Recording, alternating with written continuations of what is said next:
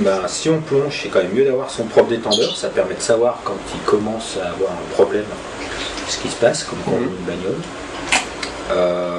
Qu'est-ce qu'il vaut mieux acheter?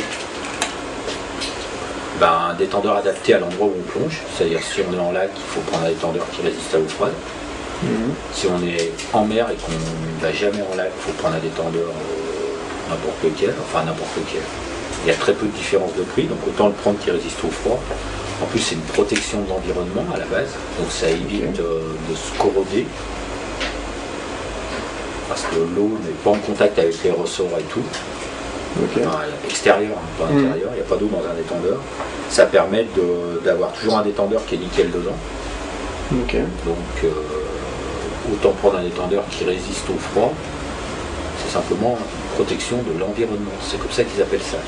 Pas alors, dans quelle mesure ça protège l'environnement? C'est juste que ça... ça évite d'avoir de l'eau salée qui va aller faire rouiller le ressort et les quelques pièces métalliques qu'il y a ou s'oxyder sur le ressort. Donc ça laisse l'eau à l'extérieur et puis ça travaille dans l'eau, mais l'eau ne rentre pas dedans. Donc c'est pas plus mal d'en avoir un qui fait les deux. La différence de prix elle est infime. De toute façon c'est les mêmes, simplement ils ont une pièce en plus qui est rajoutée. Il y en a qui ont des radiateurs comme celui-là, qui permet de récupérer les calories de l'eau, donc de réchauffer l'air, comme ça, grâce aux ailettes, le radiateur, enfin le détendeur est un peu plus chaud. Il prend l'eau comme ici on est à 5 degrés, il prend l'eau à 5 degrés, la glace ne se forme pas. Voilà, donc c'est anti-givre, c'est l'effet justement... L'effet anti-givre, c'est simplement de prendre la chaleur qu'il y a dans l'eau. Piston ou membrane, alors là, c'est toujours pareil. Piston, c'est des détendeurs qui sont plus chers à l'achat, mais qui sont plus fiables dans le temps. Ils sont plus chers parce qu'il y a beaucoup plus de décolletage dessus. Les membranes, tout le monde fait des membranes. Ça doit leur coûter nettement moins cher. Par contre, une membrane, ça peut tomber en panne comme ça, à part... Ça peut se déchirer, ça peut se plier. Non, la membrane par elle-même, c'est le système comme il est fait. Ça se plie pas, ça se déchire pas, il n'y a pas de souci. De toute façon, tous les détendeurs sont des détendeurs à peine sûrs. Ceux qui font du paddy sauront ce que je dis. Donc ils ne peuvent pas tomber en panne, se déchirer, s'arrêter, ça marche toujours. Toujours bien qui sort de toute façon. Voilà, ils peuvent toujours fuser, mais simplement les membranes peuvent tomber en panne très rapidement. C'est pas la membrane, c'est le clapet dedans qui peut lâcher très rapidement. Ça devient fiable, c'est fiable, mais ça peut tomber en panne comme ça si on les fait réviser tous les ans, comme ce qui est conseillé, il n'y a pas de souci. Mais c'est ça la différence, c'est-à-dire ils jouent vachement sur la différence de prix. Les pistons, quand ils disent que ça givre, c'est n'importe quoi. Moi j'en utilise plein hiver à 3 degrés avec moins 15 dehors, on n'a pas de problème. Après, c'est surtout ça la différence, quoi. Moi personnellement je préfère un piston parce que ça bouge pas. Après quand on achète un détendeur, il y a des dînes et des étriers. Donc ça c'est un dîne. Donc ceux qui disent que c'est mieux, que si, que là les joints sautent.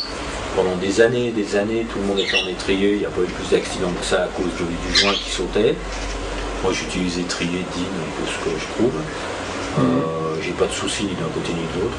Il suffit de changer le joint, puis de le mettre correctement sur le détendeur, enfin sur la bouteille, et puis on n'a pas de soucis, quoi. C'était plutôt réservé aux spéléos quand ils prenaient des coups dessus. Ça évitait de bouger l'étrier et de faire sauter le joint. Maintenant, ceux qui prennent des dînes comme ça, quand ils partent à l'étranger, ils ont intérêt de prendre un truc qui s'appelle un adaptateur.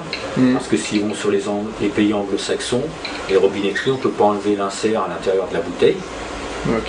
Donc il faut pouvoir les mettre en étrier en faisant comme ça. Là, on devient un étrier. Donc il y a des adaptateurs qui existent. Il y a moyen, il y a des adaptateurs. Dans l'autre sens, on l'a pas. D'accord. C'est que dans un sens. Que dans un sens. Donc il faut quand même y penser avant d'attaquer, d'acheter le détendeur.